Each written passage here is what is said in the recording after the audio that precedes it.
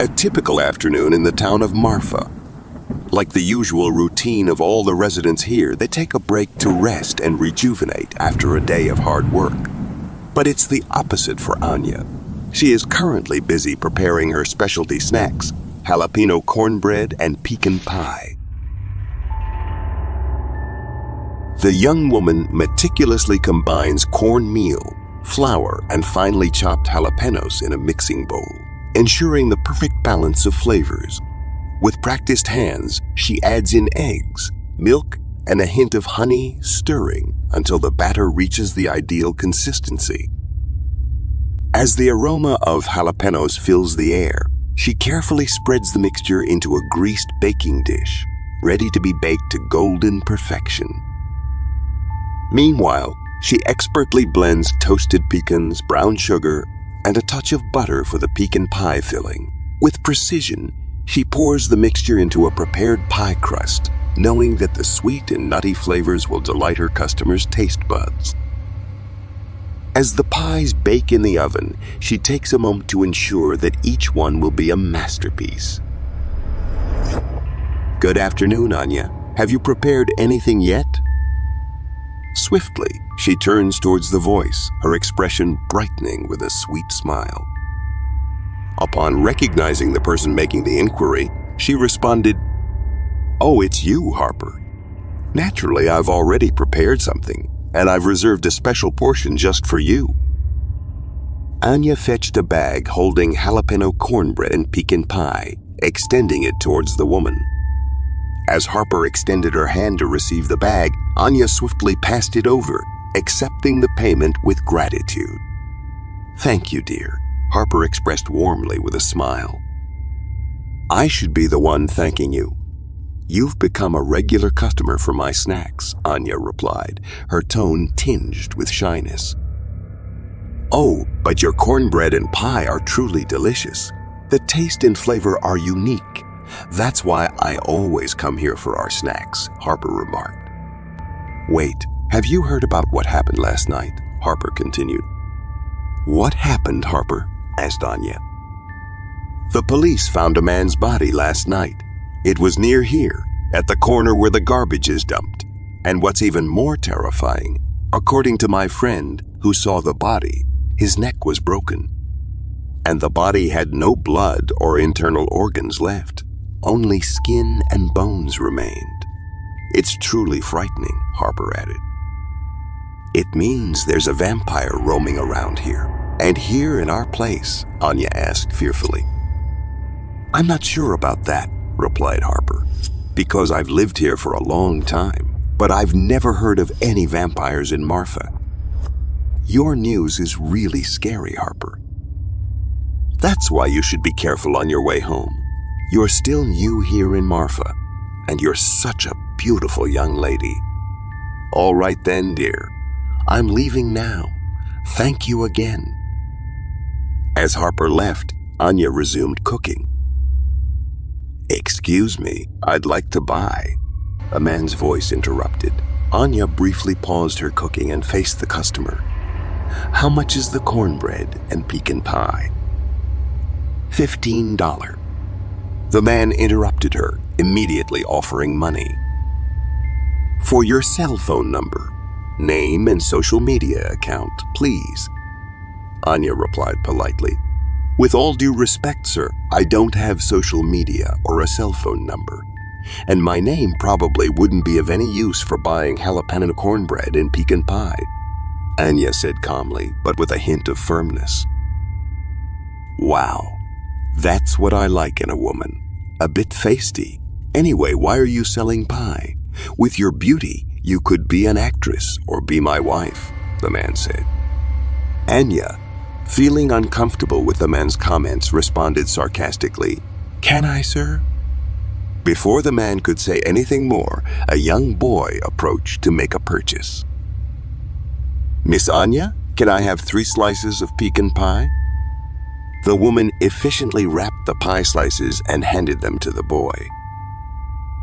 "Wow, nice name. Your name is as beautiful as you are," the man said. "By the way, I'm Billy Ray. "At your service, Miss Beautiful." He extended his hand for a handshake, but Anya remained impassive. She showed no interest or excitement toward the man, despite his attempted flattery. "Mr. Ray, I don't want to be rude, but if you're not going to buy anything from me, could you please leave? I still have a lot to cook," she said politely, gently urging the man to depart. "Okay," he replied, complying. Before leaving, Billy flashed a smile and withdrew $100 from his pocket, offering it to the woman. "You may not be able to buy me, Mr. Ray. It's best if you leave now," Anya asserted sharply. "The more I like you," Billy responded, his interest visibly piqued by her assertive demeanor. "We'll cross paths again, Miss Beautiful," Billy said, his tone tinged with desire. He pocketed the money and departed. Anya simply shrugged, arching an eyebrow before returning to her cooking. Darkness had descended upon Marfa. However, Billy had not yet departed from Marfa. He sat in his luxurious car, parked nearby. He had been entranced by the beauty of the woman, who appeared like a celestial being. He was utterly captivated, despite being nothing more than a tourist in Marfa. That afternoon, he was merely on a road trip when his eyes were drawn to a beautiful vendor selling cornbread and pie by the roadside. Intrigued, he momentarily halted his drive and stepped out of his car to meet the girl, whose name he later learned was Anya. An hour passed, and Anya's goods were finally sold out. As she closed her stall and began her walk home, it was Billy's cue to act. He would discreetly follow Anya to discover her residence. Billy harbored a dark secret. He was a serial killer and rapist, plagued by his twisted desires for far too long. Whenever he encountered a woman of beauty, he couldn't resist the urge to stalk her. Once he discovered her residence, he patiently waited for the opportune moment to capture and kill her. After half an hour, Anya retreated into a secluded small house. Billy wasted no time. He exited his car and stealthily approached the girl's residence. Inside the house, exhausted, Anya collapsed onto a sofa. Without hesitation, Billy crept through the window. Startled, Anya jolted upright. "What are you doing here?" she demanded, her voice quivering with fear. Billy remained silent as he swiftly lunged toward Anya, covering her nose with a handkerchief soaked in a sedative. Despite her struggles, Anya was powerless against his strength. As the sedative took full effect, Anya drifted unconsciousness. When she regained awareness, she found herself bound, with her hands and feet tied securely. Before her stood Billy, his naked form looming over her, a menacing grin stretching across his face. "Good to see you're awake, Miss Beautiful. Are you ready for our little game?" Billy asked, his smirk sending shivers down Anya's spine.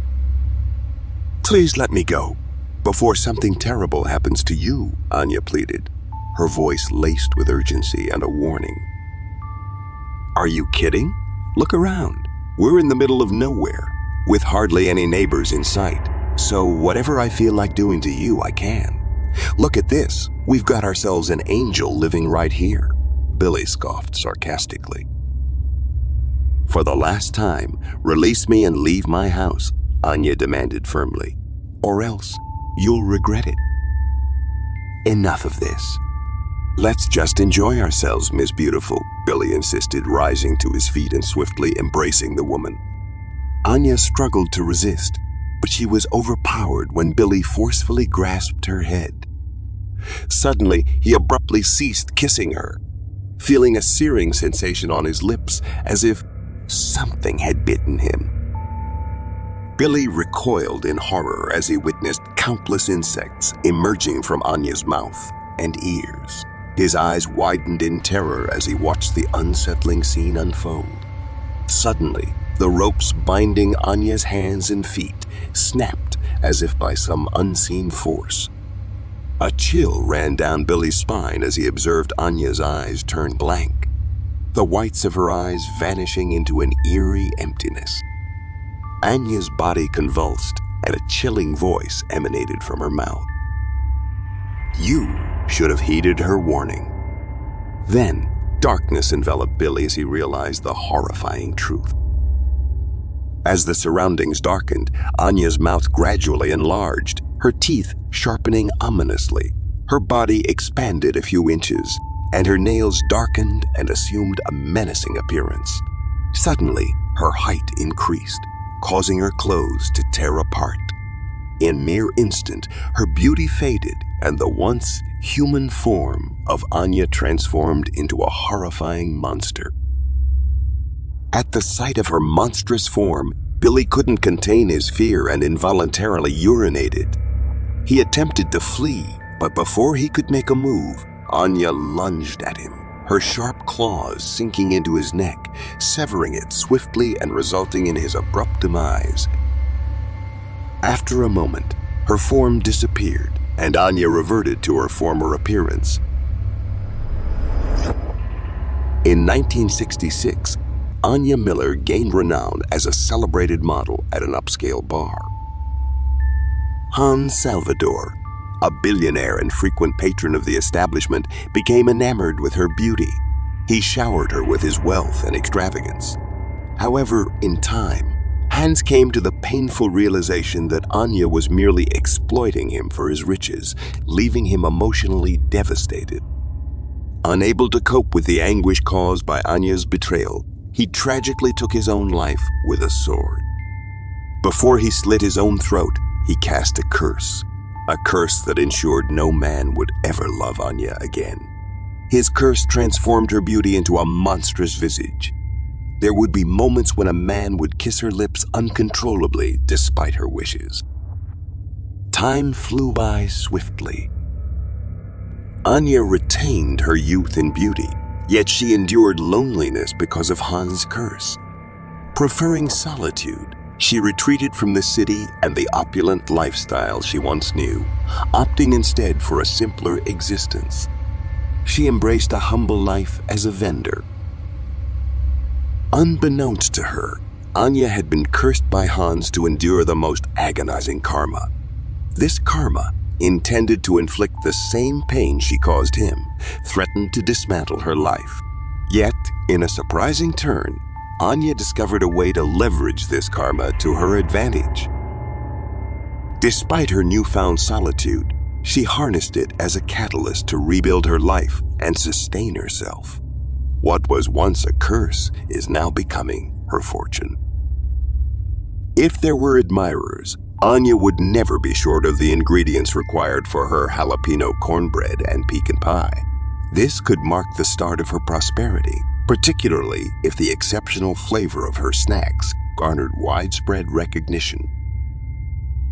Upon regaining her composure, Anya swiftly changed her attire before proceeding to move Billy's body to the kitchen. Once there, she extracted his innards, fat and blood, cooking them overheated. She then added sugar until the mixture melted and thickened. This served as her clandestine sweetener for preparing her cornbread and pie. Anya was also accountable for the demise of several men who succumbed to the allure of her beauty and dared to kiss her. Once finished cooking, Anya effortlessly transported Billy's body and disposed of it in the desolate desert. By leaving Billy Ray's body, she aimed to prevent arousing suspicion among the inhabitants of Marfa. Shortly after, Harper approached Anya's stall. "Anya, have you heard the latest news? Yet another man's body was discovered in the nearby desert. What's going on around here? It's all just killings," she exclaimed, her concern evident. "It's truly terrifying. Let's just exercise extra caution," Anya responded. "All right, may I have a slice of pie, please?" As Anya passed the pie to Harper, the latter indulged in a bite, and a smile quickly graced her face. "Your pie is absolutely delightful, dear. The flavor is truly exceptional," Harper complimented. A smile of gratitude was the sole response from Anya.